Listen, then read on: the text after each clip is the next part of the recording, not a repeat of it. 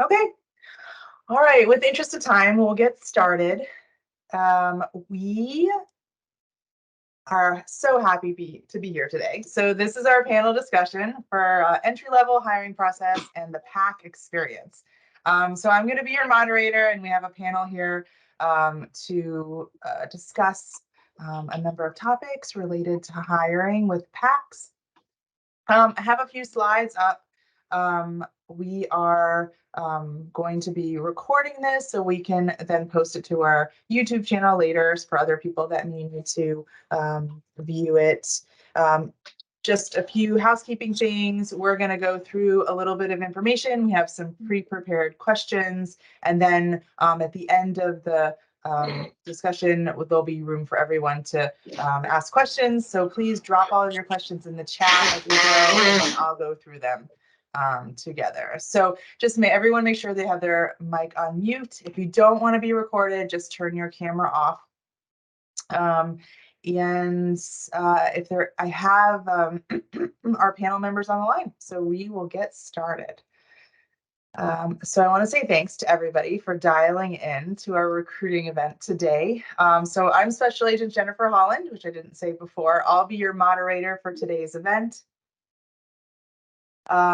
For this information session, we have a panel of experts who are going to talk about the OSI hiring process, their experiences applying to be an OSI as a PAQ, and I'm going to introduce each one of them as we go. Just a little bit about OSI in case you are still new to us.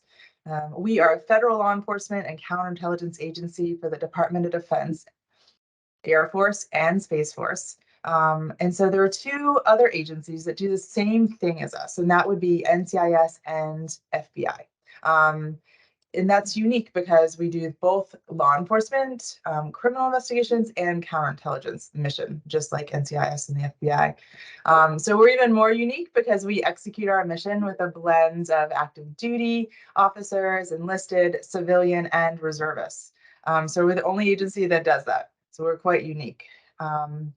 In addition to that, we're not just special agents. We are intelligence analysts, security specialists, IT specialists, HR, and everything that makes an organization run. So it's not just special agents here. So as I introduce each of you to the panel members, I'm going to ask them just to tell us a little bit about themselves, how long they've been with OSI, what type of career path they've pursued, and what they studied in school and how they came into OSI. So yes, this is being recorded.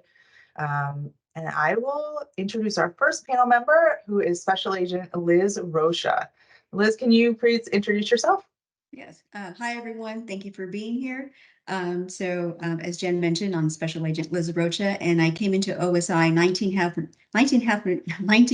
years ago as a PAC. So I have a bachelor's degree in criminal justice and a master's degree in forensic science. After I completed my 3 years in the PAC program, I then became a specialist within OSI and specialized as a forensic science consultant. And I was in that position for a majority of my career and currently work as the chief of the Special Investigations Career Field Team. All right, thanks, Liz. So our next panel member is Nafiria White, Special Agent. Can you please introduce yourself?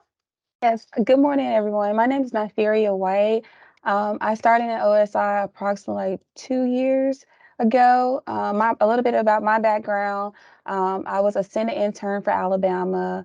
Then I ended up getting an internship with DOJ. And again, converted to a full-time employee, applied at OSI and got the job. I have my bachelor's in criminal justice and psychology. I have my master's in criminal justice, and I have a cybersecurity certification. All right, fantastic. Thank you. Okay, our next panel member is Special Agent Rachel Pitts. Ma'am, can you introduce yourself? Yep. Hi, everybody. As she said, I'm Special Agent Rachel Pitts. I have been with OSI for about 3 years now. I came into OSI through the internship program and then became a PAC. Currently, I am the Base Investigations Branch Chief at my detachment. And once my PAC time is up in March, I will be stepping into the Violent Crime Specialist role.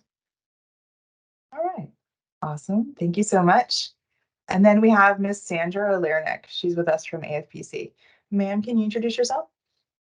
Hi, everybody. My name is Sandra Oliarnik. I am probably the only one on this panel that is not an agent. I'm on the career field team here at AFPC, and I'm a career field team program administrator. All right, thanks for being here. And so, like I said before, Jennifer Holland, I'm going to be your moderator today through the entire event. I'm a civilian agent, and I've been with OSI for about 21 years now. I studied international relations and foreign policy and got my master's degree in strategic intelligence. So I've worked all over OSI doing both counterintelligence and criminal investigations. I came in as a developmental applicant, so right out of college, similar to PAQs, but just funded a little bit differently. So I currently work for our headquarters recruiting branch. Like I said before, today the plan will be to go through a couple of pre-planned questions because we do get very similar questions, and then we'll move to the questions from the audience. So I'm going to kick it off to Agent Pitts with the first question. What does a criminal investigator do daily? Okay, so this is a great question. I want everybody to think about what their favorite like criminal TV show is. Personally, mine is Criminal Minds. And then just know that it's nothing like those TV shows. So what we do from a day-to-day basis, it changes. We unfortunately do not solve crimes within a hour span time. Sometimes it takes us months, but typically our day-to-day, it just depends on what we have going on. So sometimes we'll be working 16 hours doing processing a scene, and then the next day we will be working the entire day doing paperwork, documenting the whole thing. So it's hard to say like what a day-to-day looks like specifically, just because it is so different every day, which I think can be an appealing aspect of the job as well, because you really don't know what you're going to be stepping into when you go into the office. So yeah, sorry to disappoint everybody about your favorite TV shows, but Thanks, that was great.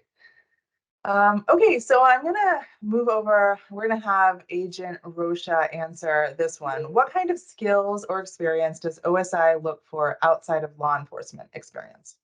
Yeah. So just for PAC positions, you can fully attain them without any law enforcement experience, because the PAC program is geared towards being an entry-level special agent and geared towards mainly those that are recently graduated from college or pursuing a master's degree. So don't feel that you have to have law enforcement experience when you apply for these. So as far as what kind of maybe skills to have, I can tell you there are maybe some positive factors that may or may not be used when making a hiring decision. For example, those individuals who have degrees or experience in special skill areas such as like cyber or forensics, toxicology, biology, accounting, finance, counterintelligence, and foreign area specialties. Or if you speak any languages, those are definitely all valued and may be considered as a part of the selection process. Okay, fantastic, thanks. Okay, and then Agent Pitts was going to talk to us a little bit about, the question would be, how can I use my degree in OSI? So kind of related to Liz's question. yes, so I don't think I mentioned it when I was introducing myself, but I have a bachelor's degree in criminal justice, a bachelor's degree in psychology, and then my master's degree is in forensic psychology. My peers all have a variety of different backgrounds. I work with somebody who has a cyber degree. I work with somebody who has a homeland security degree. And I mean, from the military perspective, you have people that come from like optometry or maintenance or things along those lines. The best part about OSI is that you are interacting with a variety of different types of people. So with that being said, if your degree is not necessarily in criminal justice, it's not a hindrance on your ability or your abilities within OSI.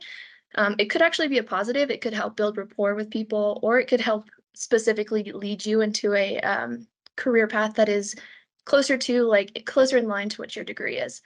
OSI also offers a bunch of different specialties. These specialties range from forensics to tech to cyber to things that we can talk about way later on. So it just depends what you're passionate about because OSI has a really great way of making sure that people are able to follow with what they want to do. All right, thanks for that answer. I like it. Okay. All right. So, Agent White, have you found OSI to be a rewarding job? Me personally, I have coming from another federal job to this is completely different. I feel like the most rewarding thing is helping others for one, and then two is just the advancement opportunities you get because with PACs, you can do a lot of trainings. So whatever you want to do, you have that 3 year span to like keen and sharpen your skill set. And on top of that, we also offer repayment on student loans. So not only are you working, getting your skill set together, but you also get your student loans repaid. So it's a plus for me personally. Awesome. Thank you. Okay. So, I think we're going to move to a little more technical questions. So, the next question we normally get is, and I have Agent Rosha answer this one. Where are your offices located? And do I get to decide which locations I'm assigned to? Yeah, thanks, Jen. Yeah, so, as OSI has a global mission, if you looked up, us on the internet, you can see that we have a global mission. So we're like everywhere. But we're mainly located at Air Force bases, and we have over 300 units worldwide, and we're organized into investigative regions or specialized services squadrons or special projects directorate. We also have procurement fraud. And we also have the Air Force Special Investigations Academy. But so we are all over the world. But as far as if you're selected as a PAC, we will ask you to list all your bases in your order of preference, the ones that are listed in USA Jobs announcement that you guys probably applied to already. So those, again, if you're selected, we're going to go ahead and ask you to put those in your order of preference. And so while we do consider your geographic preferences, ultimately it comes down to the OSI mission and where we need to place you. Okay, thanks, Liz. So, can you kind of answer a follow-on question? So, Sure. will I have to move as an OSI agent? Oh, yes, absolutely. You definitely will have to move. And generally, agents move every 3 to 4 years. Again, we have OSI as a global mission, so mobility is an integral part not only of your training, your career planning, your development. And again, we have to consider that OSI. We make sure it's staffed in accordance with the organization and Air Force needs. So you absolutely have to understand mobility is a condition of your employment. Okay, thanks. Can you talk a little bit more about the training? So, do I have to attend training as an OSI agent? Yes, absolutely. Which is the to me the very fun part, the first initial part of your training. As a conditioner employment special agent trainees, you have to successfully complete the criminal investigators training program and OSI's basic special investigators course, and that's at the Federal Law Enforcement Training Center in Glencoe, Georgia. That's about 19 weeks of training, and what to me, again, it's kind of being at a college university for federal law enforcement agencies because you have all the agencies there, with the exception of the FBI, but everybody else is there. You got, DEA, HSI, you have NCIS. You have a whole bunch of agencies that you get exposed to and kind of just have that. Again, to me, it just felt like a really big university with all those agents there, and you get to learn all the things that you probably know that you will learn. You're going to learn a little about the law. You're going to learn some defensive tactics. You're going to learn how to shoot.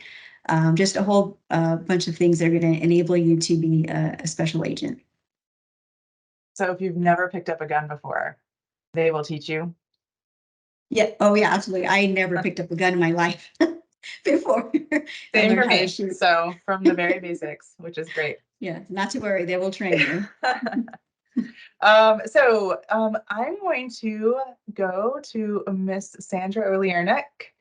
Can you tell me more about the hiring process? How long does the process take? Well, that's a great question because I promise you, so the announcement is going to close on Thursday. From there, we on our side of the house, it moves very quickly. It may seem a little bit slower as an applicant, but I promise you behind the scenes, we are actively working this announcement. We get over Last year, for example, over 2,000 applications for our OSI PAC program. So we move fairly quickly to start going through these applicants. The first thing you're going to receive is a SurveyMonkey link. Everybody that applied to this announcement will receive that SurveyMonkey link. And we ask you to watch out for that. Make sure you return it in the allotted time. And we're going to take that questionnaire and start narrowing down these 2,000 applicants into something that's a little bit more manageable for us. So we could start, for example, narrowing it down with the PAC program specifics, like GPA. You must have a 2.95 to be part of the PAC program. So anybody below that will remove from the applicant list. Another big one is your degree conferred date. That has to be within the last 2 years because we are a training program. Of course, it's up to 6 years for our active duty since they were serving probably while they received their degree. But anybody, if your degree's any older than that, you'll be removed from the list, and we keep going, keep going, keep going. And those PAC requirements are across the Air Force. All career field teams will follow that guidance for the PAC program. And then from there, we kind of move to OSI specifics. You keep hearing location. Locations are a big one since you do have to sign a mobility agreement. The more locations you're willing to go to, the better chance you have of moving forward. So we look at the locations, we look at your degree. Are the places that we're willing to put you, are we going to be able to manage that degree and use it to the best of OSI's ability? We look at your resume. And so we keep narrowing down those 2,000 applicants down to about 50 or 60, which will move forward to an, I say in person, but of course it's virtual since everything's virtual now. Into an interview panel of 4 or 5 OSI agents. You guys will be asked the same 4 to 5 questions. And then from there, I will receive our primary selectees and our alternate selectees. So from time of announcement in October to time of interviews, we're looking at end of January, early February. So as you can see, it is a process to get you from point A to point B. So be patient. We're actively working it, but it does take a little bit of time. Thank you, ma'am.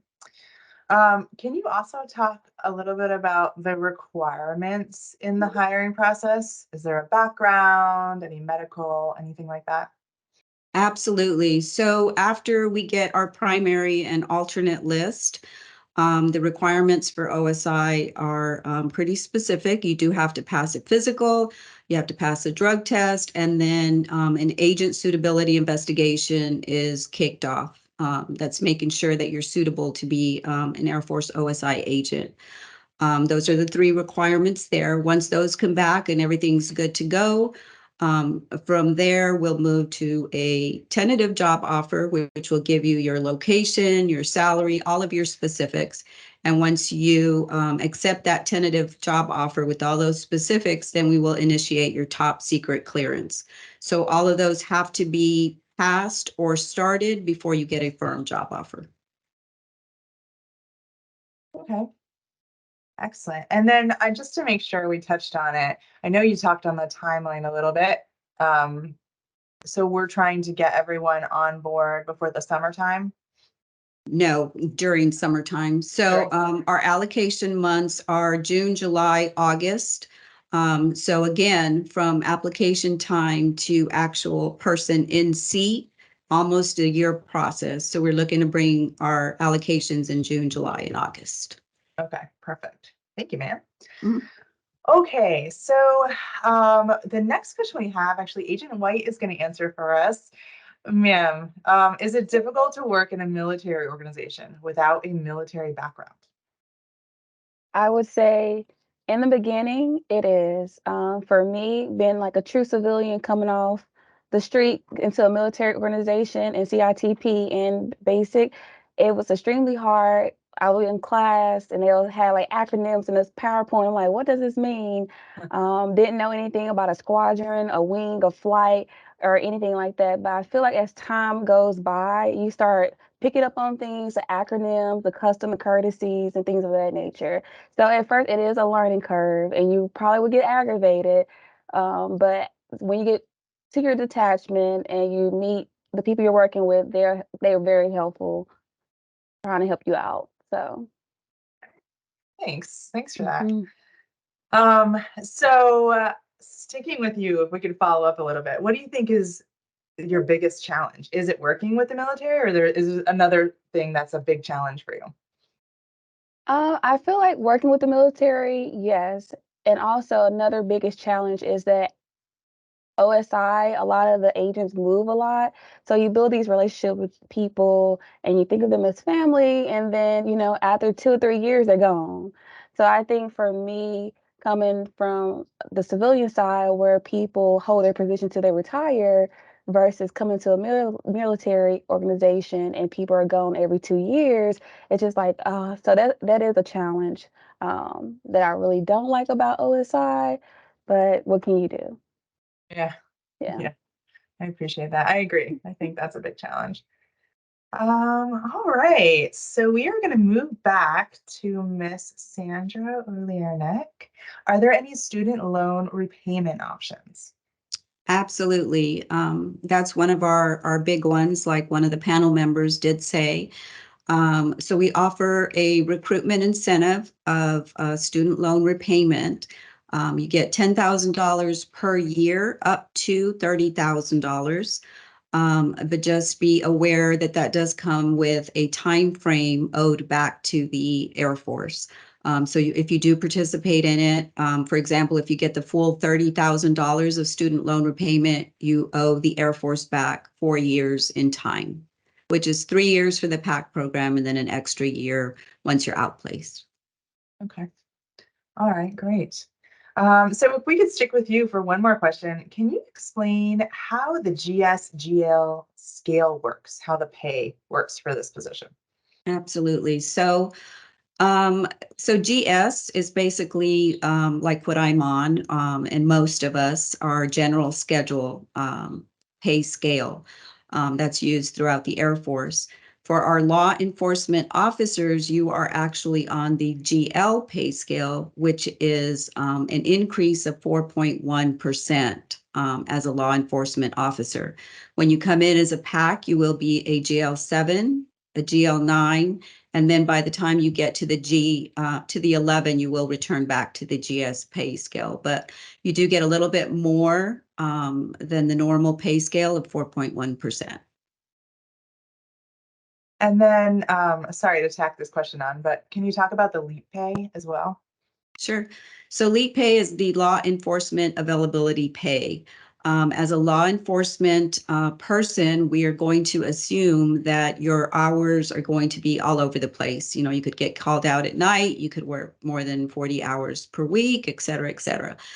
So that law enforcement availability pay is given to you so that you're not having to put in for extra overtime, or you don't have to get that overtime approved, because we assume that you're going to work blank amount of hours more a pay period than a normal person would.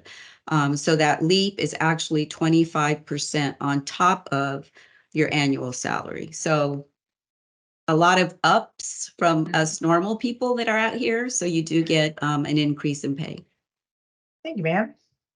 Okay, so we're going to end this. We have one more question. We're going to have both Agent White and Agent Pitts answer this one for us. So we'll start with Agent White. Why should I choose OSI? I think you guys should choose OSI for multiple reasons. For one, OSI is the only law enforcement agency that has military, reserves, and civilians. So if you're coming in as a civilian, you have that experience to be a part of a military organization without actually signing the contract. So I feel like that is one reason to choose OSI. Another reason to choose the PAC program, because in those 3 years you grow so much. They really focus on you becoming a outstanding agent. They focus on training. The loan repayment is also another option. It's just so many great things about this organization of why I chose OSI. So, All right, perfect. All right, Agent Pitts. Why would you choose it? Why choose OSI? I think, as Agent White said, there's a lot of really great benefits to OSI. But from like a personal aspect, I think OSI is really great for people who have families or dogs, or have people at home that they have to take care of, because the organization itself is very family oriented. I know that if I have like a family emergency, that I'll just go tell my commander, and he's like, "Yeah, go." So they really care for you as a person. Coming from a law enforcement agency outside as a civilian, it's not necessarily the same thing. So I do think that you have that aspect, as well as OSI does give you a lot of great opportunities to follow like what you're passionate about. Me personally, I'm passionate about violent crimes. So being able to step into a violent crime specialist position is going to be fantastic. There's people that are really passionate about counterintelligence, and the opportunities that you get to work in counterintelligence are absolutely incredible. If you are interested in fraud, that's also an opportunity for you here. Or if you're just like interested in like the technical stuff, like cyber or technical services, or things along those lines, then there's a place here in OSI for you as well. Thanks, Rachel. And then um, since I didn't hear anyone else say it, so one of the reasons I really love OSI, I studied international relations in college, and I always wanted to live overseas, and I did that. So my first assignment, I went to Japan, I lived in Qatar, I lived in the UK, and I've gotten to travel to lots of different places through my 21 years in OSI. And so unlike other organizations that are stateside, we do have just worldwide locations. So I think that's kind of a highlight too. So I wanted to point that out as well. Okay, so that comes to the end of our set questions. I want to open it up to the Q&A. If you have a question, you can put it in the chat, and I'll just work from the top down. You can also raise your hand if you wanted to ask it personally. I don't mind that either. So we do plan to answer questions until about noon. We want to be mindful of everyone's time. And so we'll make sure we cut it around that time. So let me move into the questions. Okay, so the first question is from Pamela. She says, will the entry-level announcement come out soon? It is out right now. I think Sandra already mentioned it closes on Thursday, and you go to USA Jobs to apply. Anything else I'm missing? It is out right now. Okay, so the next question is, when are alternates identified and notified? So I kind of answered the question on there, but I'll just, Okay. I'll speak to it. So the primaries and the alternates are notified of the requirements of the position at the same time. And the reason is we usually select the same amount of alternates as we do primaries, because you can see the requirements of the position are pretty intense. So sometimes if they don't pass it, or there's, it's just too long of a process or whatever, a primary may leave and say, I don't want to be considered any longer. We've got that alternate selectee already starting the requirements, and we can, move that person up into the primary. So again, end of February, early March is when we will notify you if you're a primary or alternate selectee. Okay, thanks. Can you answer the next one too? So if I have 9 months left on active duty, am I eligible to apply under the PAQ program?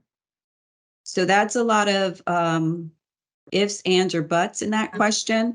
So my first question would be, have you already put in to separate? If you have, make sure that you're uploading that letter that you received showing the date that you're leaving under honorable conditions. Make sure that's part of your application process. If you haven't, I recommend that you still apply. If you get selected, when we get to that time frame, we can then discuss if you met the time frame for an active duty person to be picked up on the civilian side. And the question right after it, I guess there's a lot of technical questions. It says, I'm approaching 1.5 years since I received my degree. My 2 years since conferred will be May of 24. Should I still apply? Absolutely. The 2-year requirement is at the time of the announcement close date. So because it takes us another year almost to bring you into the position, absolutely, it's from the time of the announcement closed is when we look at your degree conferred date. Okay, perfect.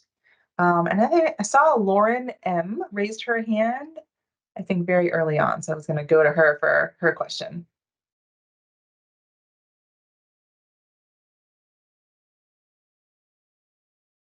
Lauren M, do you have a question? You raised your hand. Okay, we'll come back. No problem. So the next question is, where do we apply? So USA Jobs. I'm not sure if I saw Liz do it a moment ago. Yeah, We I can popped it post in a there. link. Okay, Yes. perfect. Next one is, are there any options under the program, either entry level or PAC, having received your degree over 2 years ago? Do you want me to answer that one? So the PAC program is very specific, targeting students in entry level. And so what OSI has done is we have noticed there's a need for folks who have maybe gone into the workforce for a couple of years, or maybe you're past your degree. So we do hire at times, kind of an ad hoc time frame, what we call developmentals. And so that's an entry level person who's coming into OSI at the GL7 to GS 11, 12 level, kind of based on your experience. And we do advertise that for every so often when we see there's a need. And so the way we decide that is we'll look across the board and say, how many positions do we have open that we could take entry level? This is separate from the PAC program. And if we have like a good number of them, we'll advertise. So the last one we did was July of 2022. And we've just placed some of those folks now, finished placing them. So we'll likely do another one in the next 6 months or so. We just haven't decided on a date. So that's the alternate option for entry level if you do not meet the requirements for the PAC. Next one is, are there age limits to apply? So maybe I have Sandra or Liz answer that for the PAC program. Sure, yes, you have to be no older than 37, and that's the reason because you have to retire at 57. So it's mandatory retirement at 57. So that's one of the reasons it's the latest you can be is 37 years of age. Okay. Thank you, ma'am. All right. Having a clearance and polygraph issued by DoD Army, will that transfer over to OSI? I can answer that. Or Sandra, do you have them? Oh, I was just going to say for the PAC side of the house, possibly. Depends on how long ago you had your clearance.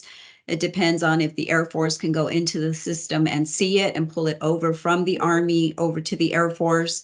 But absolutely, if you have a top secret clearance that meets all those requirements, absolutely, we can pull it over to the Air Force side. Yeah. Okay. Is there a specific number of applicants you are taking? I heard that some agencies only take 15 or 20 at a time. I mean, I'll take that one, but I mean, everybody can apply, right? So there's no limit of how many applications we're taking. We're taking them all. So if it's a 2,000, we're taking 2,000 that apply. But no, we're only hiring for 12. Yeah, it's limited. Very competitive. Right. Okay, next one from Mark. It says, in the PAC announcement on USA Job, it specifies that an official transcript is required. Is this required at the time of application or after an offer is extended? Both. No. Okay. At the time of application, what we'd like to see is your courses on there with grades up until the previous semester, so usually May of 23, and then also showing the current classes that you're taking for fall of 23. That'll give us a GPA for the ones that you have your grades for, and then it shows that you're a full-time student, which is a requirement of the PAC position for fall. And then if you get selected, then we'll move forward and do copies of official transcripts, again, with an updated GPA and an updated current classes that you're taking. All right, thanks, Sandra. Mhm. The next one says, I looked and I thought that was only for PAC. Are PACs and entry level under the same announcement? I think Liz answered that. So yes, that's the Yeah, same. it's- PACs and entry level, it's the same. Yeah, well, I mean, being under the PAC program is an entry-level program, so maybe what's that's driving confusion. So there's not two separate announcements, one for PAC and one for entry level. It's strictly the PAC announcement. Is there an internship announcement still up?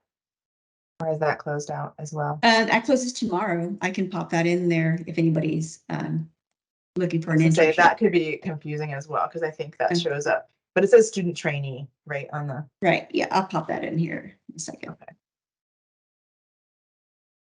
All right.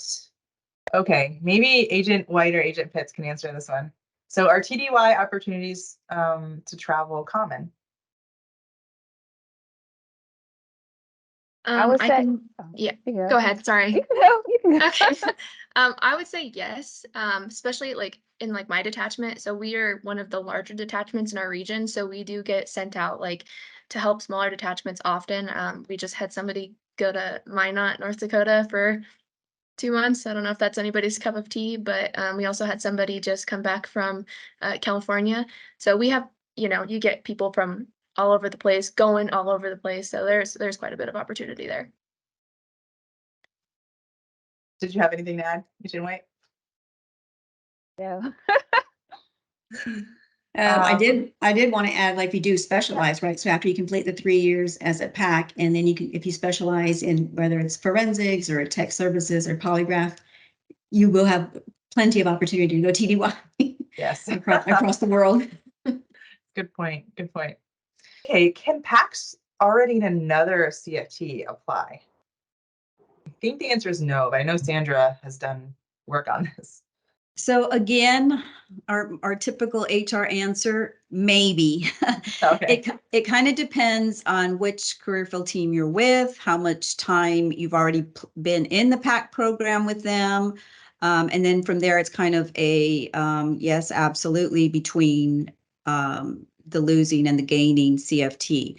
So, I mean, again, I would recommend you apply. I mean, the announcement's closing on Thursday, so cover that base. And then if you make it all the way, then we can absolutely discuss, all the specifics of how long you've already been in the PAC program, because you can only do one PAC program throughout your career. So if you've almost finished it, then the answer is no. If you just started, possibly.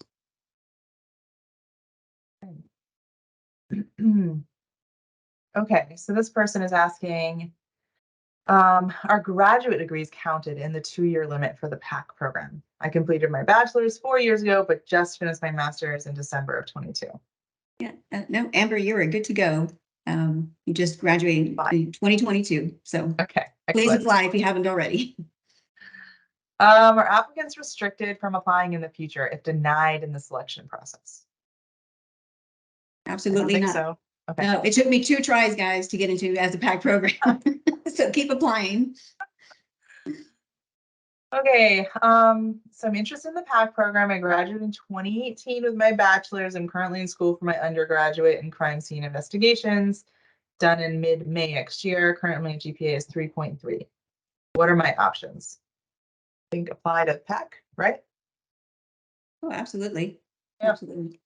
Apply to the program. We'd be happy to Yes. have you. Yes. Okay, this question says, currently enlisted, looking to retrain into OSI. What's the likelihood and process of transitioning to civilian after retraining into OSI while still in the military?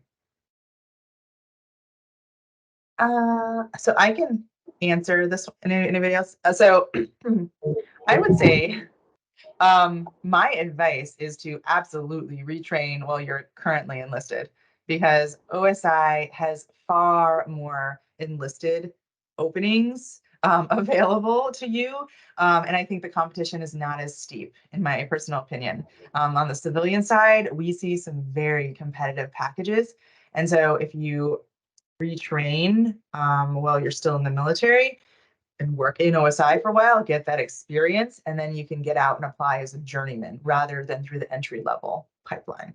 So that would be my recommendation. And we do often, all the time. So retiring and separating OSI agents come back as civilians at the GS 13 journeyman level. Did I cover it, ladies? Okay. Do you get paid during federal law enforcement training? Absolutely, Marlon. You're going to get paid for your training. Your lodging's going to be covered. You're going to get meals. You might get tired of those same meals at the Federal Law Enforcement Training Center, but yes, yes, you will be paid, and that includes your 25% extra. Perfect.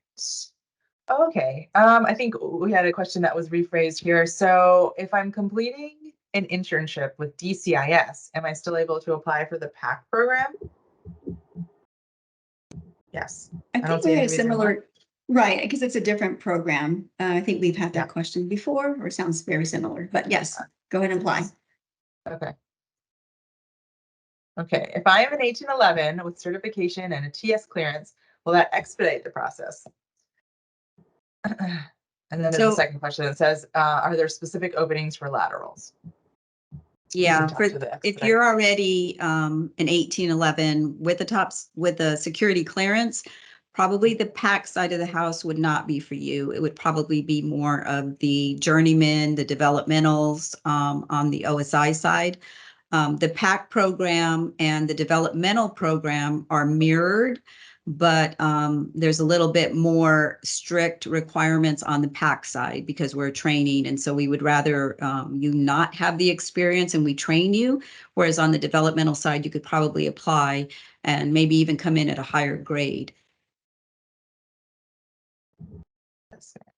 And then it says, is there another specific opening for lateral 18? So yes, all the time. You just have to kind of get your notifications on USA Jobs the right way, and you'll see we're posting them all. Sometimes there's specific locations. So we just had one for violent crime specialists, but for northern tier locations. So North Dakota, Idaho, those types of locations. We do try to advertise the hard to fill ones more often. Okay, so should I still apply for the entry level if I already completed CITP with a previous agency? Yes, absolutely. You would probably get credit for CITP depending on length of time and everything like that. But again, you have to meet all the other PAC requirements before you can come over, meaning, you know, the year your degree was received, your age, everything like that. Yeah. All right. So does OSI carry a 6C retirement? I'm gonna turn that right to Sandra. Yeah. You know, ma'am? Yeah. So Or Liz, that, do you know? yeah, so that's kind of like the retirement benefits where it like provides federal officers to retire after 20 years of service, as long as they at the age of 50 or after 25 years at any age. Yes, OSI is that. So if you came in at age 30 and you did your complete 20 years, you technically could retire if you wanted to. But you know, mandatory retirement is 57. Right. Okay, just want to confirm if you're outside of graduation window and you graduated July of 2021, can I apply to this announcement? Or wait until the 7-11 announcement comes out? So July of 20, so I think that would make them outside the window, correct? They received it July of 23, Yeah, 2021. 21. 21, 22, 23. Yes, and are we talking bachelor's or master's? Did they say? Not say on here. And if you're military, you got up to 6 years. So we got some wiggle. So just depends. Yeah. But to be safe, just go ahead and apply. Just we'll apply. figure it out. Just apply and we'll figure it Yeah. out because you're like so on the cusp. Yeah. Hi, that was my question. My name is Oh, go ahead. Pam, and I graduated with my PhD. Oh, So, PhD, we do take PhD. That's a very high level degree, and this is an entry level program. As long as you understand, you know, you have to come in at the GL7 grade level. So we don't have too many PhDs applying. And that would probably have to get approved, but I would apply for sure. Again, it closes on Thursday, so go ahead and apply. And if you get selected, then we can ask those questions at that time. Thank you very much. Yeah. All right. Can veterans apply for age waivers? Yes. I believe the answer is yes. Yes, ma'am. They can. Yes. We can apply for an age waiver for you. So apply. How many spots are available for the student trainee internship? So this one that we're talking about is the Power Supply program. It's 12, but then we also have the internship, the Premier College Internship Program, and that's also 12. Okay, perfect. This next person is doing their master's in Australia, and they might have to have their degree certified if done outside the US. Should I wait until I finish my degree, or can I get it done before I finish? I applied with my bachelor's. Does she meet the she or he meet the requirements with the bachelor's? Like, was that within the 2 years? It is Lauren Epps who is asking that. She's like, I'm within the 2 years. Okay, so absolutely, I would apply using your bachelor's degree, finish your master's, and then have it converted. And then we can also update your application, or if you're selected, we can update you in the system to having received your master's. But that bachelor's degree will qualify you to apply. Okay, the next one was from Mary. It looks like she updated her question. Mary, I'm looking at that. Yes, your options. I would apply for the PAQ program. Are there some place to find a link to apply for PAQs? Also, what do you look for in an ideal applicant? Just their GPA or the whole package? So the link for to apply for the PAQs, I think Liz dropped it in here. It is on USA Jobs. And then what do you look for in the ideal candidate or applicant? I would say it's not just GPA, but Liz, do you want to answer that one? Sure. I mean, I think we look at the whole person concept. It's not going to be one thing or the other. You know, if you don't have this, then you're out. It's not like that. I think collectively, you know, I think kind of, I alluded to or I gave an answer earlier. So there are skills, right, that are positive factors for sure. So you speak different languages, or like if you have a cyber degree, a forensics degree, a STEM degree, those are definitely all positive factors. But overall, it's kind of hard to say if that's going to be part of the selection process, but all those things are definitely positive factors. But again, GPA is not the only thing we look at. There's a whole bunch of other factors that go into that. Perfect. Okay, it's been 10 years since I received my degree, but have 10 years of military, but no criminal investigative experience. Should I apply to this recent announcement? Otherwise, what entry-level announcement should I be looking for? I'm gonna say no. I think you're outside of that 6-year window for military members. You would look for the developmental announcement that we do kind of on the ad hoc. And usually we'll put in parentheses, it'll say developmental criminal investigator. Does OSI provide support to any professional certifications? Like if one has a background in accounting, would they support a PAQ employee seeking to obtain a CFE? We can get Agent White to kind of address that one. Okay. She recently got a certification. Oh, Yeah, so with the professional certifications, I believe if it's tailored towards what you're doing currently, they will support it. So right now I'm the fraud agent at my detachment, and I attained my CFE actually last month. So it just depends if the certification helps the mission and you're currently doing it, they'll support it. But also keep in mind with those Palace Acquire funds, one of the reasons we supported it was because it was actually part of a course, and it actually had the attached certification included. But if it's just strictly going for that certification, then PAC funds do not pay for that. But usually we can get PAC employees, PACs into that certification course because we know it's a course, plus it just adds on that certification. It's all inclusive kind of.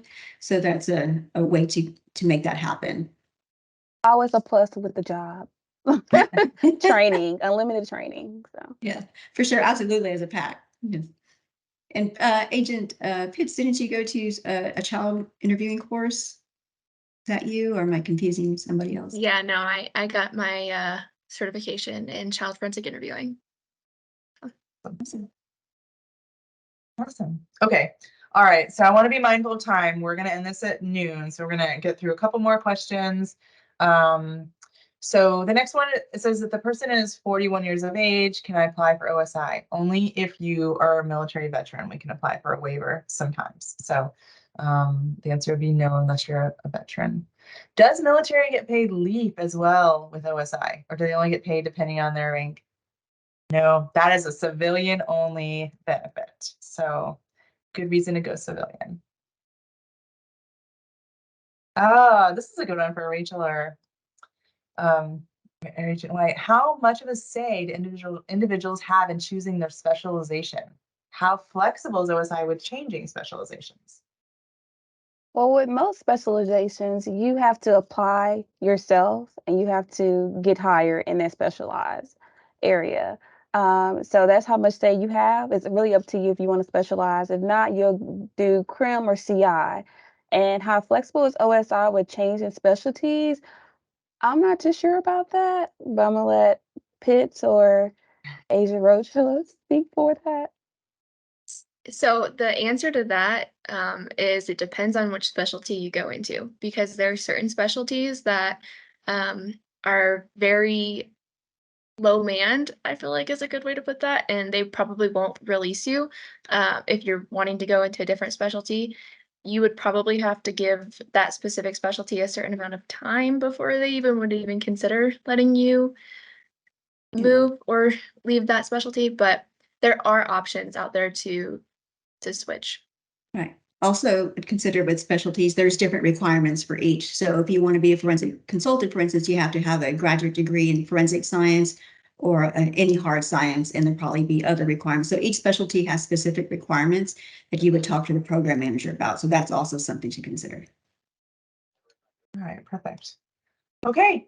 All right, we've come to the end of our hour. So thank you to everyone who dialed in to our panel today. If you had a specific question about recruiting that wasn't answered, please, you can go ahead and drop it in the chat and then, oh, perfect.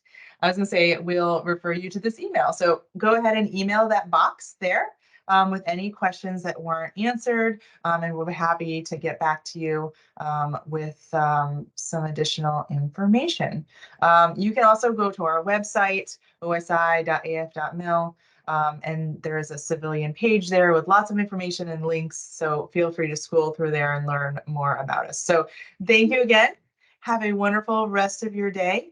And we appreciate you dialing in today. Bye, everyone. Thanks.